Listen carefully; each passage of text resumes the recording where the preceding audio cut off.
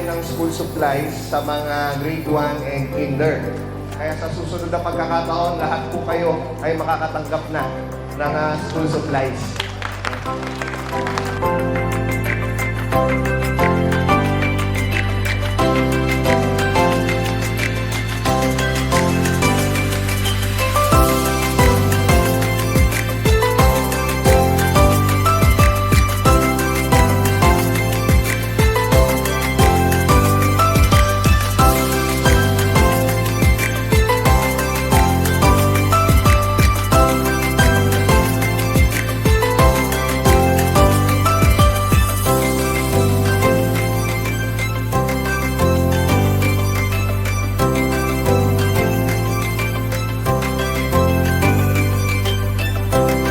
Sa pagtanggap ninyo ng mumuting handog sa inyo ng ating lokal na pamahalaan, sana mas lalo pa natin pagsumikapan ang pag-aaral upang unti-unti ay marating natin ang ating pangarap sa ating buhay para sa ating mga pamilya.